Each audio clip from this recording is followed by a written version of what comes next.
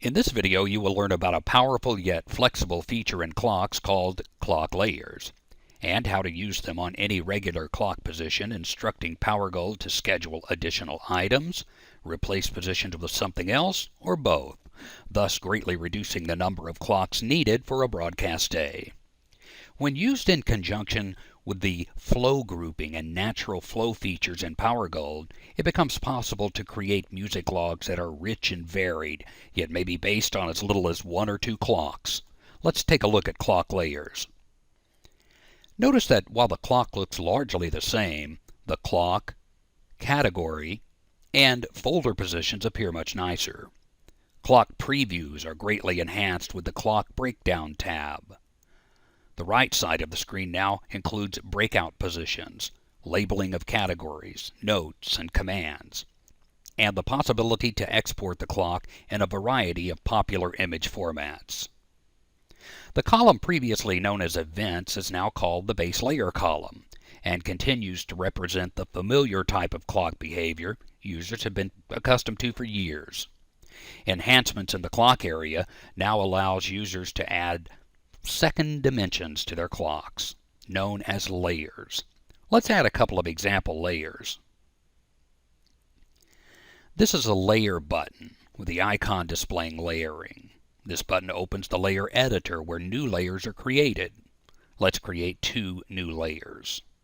Just click the blue plus button, and these can be named whatever you want.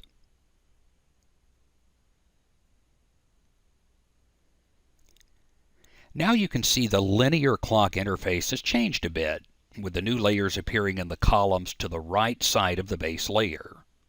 A new clock layer editor also appears at the bottom of the base layer, or linear clock, in the center of the screen. This new editor only appears when a new layer has been created. This is where new scheduling positions are added to the layer. The positions can be moved up or down, reordered however you like. It's your editor. Notice the red status bar. This indicates you are viewing the base layer only. It displays the total duration of the clock in terms of the base layer content. Let's add some layer elements to our clock, but first note there are two ways you can select a layer, either by selecting the layer in the combo box or directly clicking on the column header here. When selecting a layer, notice that the layer column is highlighted yellow, as in the layer combo box, and the title of the clock in the circular view changes to indicate which layer is being observed. The circular clock view always shows which clock is active and which layer is active. Let's now edit a couple of positions by adding some notes above selected categories like this. Clock layers can contain as many items as you like on any or all positions. It's up to you. In the layer editor, the red arrow and red line are indicators used to draw attention to the base layer position selected in the clock. If the user drags and drops a position on the editor, the note is always delivered above the baseline, or, if you like, above the selected category. If there are multiple layer elements on the same position, it's easy to reorder these to suit the need. Notes can be reordered by focusing on a note and dragging and dropping, or the baseline position can be changed by clicking the Reorder Up-Down buttons. Reordering is graphically indicated in both the editor as well as in the column. Also note the layer icon indicator on the left base element column. The circular clock displays the current positions of the layers in relation to their base layer position. If the base layer is turned on, you can see the start column and layer editor now display the correct runtime of the base clock. Clicking back on the layer being assembled, the start times recalculate to include the base clock and the new layer. It also indicates the number of song positions in the base plus the layer. The red highlight in the start column indicates to the user that the start times are only relative to the base layer clock. The highlight begins at the first position. A start time in a layer differs from that of the base clock start time. When activating a layer view, expect to see the start times of positions change to accommodate times occupied by layer positions. Whenever a start time is affected by an active layer in a base position, expect to see the red highlight, indicating a recalculation of the clock elements. In short, Powergold is indicating from this point forward, start times will be different from the base clock where layer positions are active. Let's continue with clock layer examples by adding a music position to the new layer. Open and select a category. Drag-drop it onto the layer, adjusting its position relative to the base element if needed. This type of category layer might be useful for a special music or weekend special of some kind. An intelligent function of layers is they travel perfectly with their corresponding base layer position. Watch the circular clock as a base layer position is moved. The linear preview is helpful for making sure layers are in exactly the right position. If focus is on the base layer, the linear preview is identical. That's because there's nothing extra to display. The linear preview becomes much more useful when focus is placed on a different layer. The preview now shows the content of the base layer interlaced with the content of whichever layer is chosen. It's easy to activate a layer to see where the layer positions are active in a clock.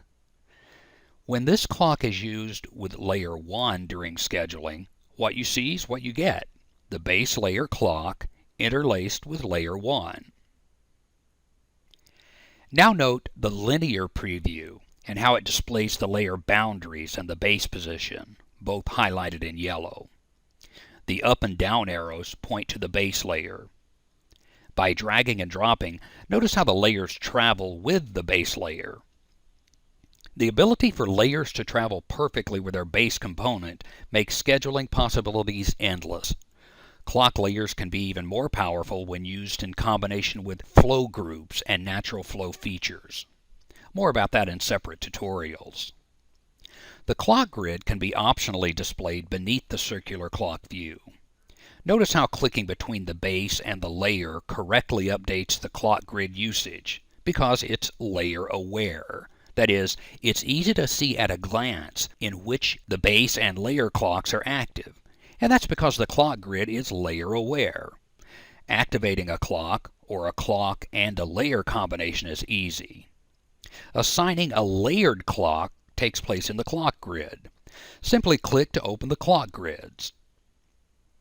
This is the normal clock grid, but it's now possible to add layers.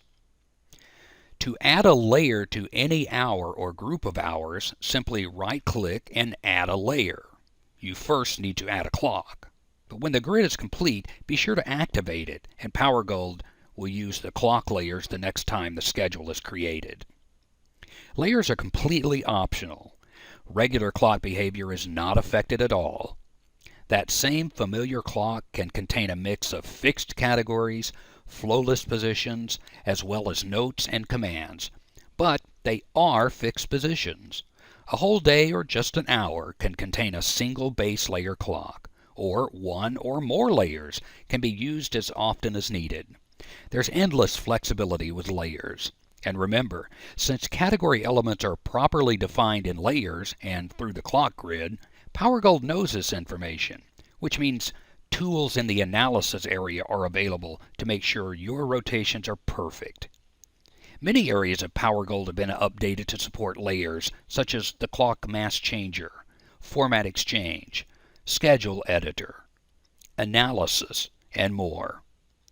Watch for more tutorials on the advanced clock usage, taking an in-depth look at clock grouping and natural flow using layers. Thanks for watching.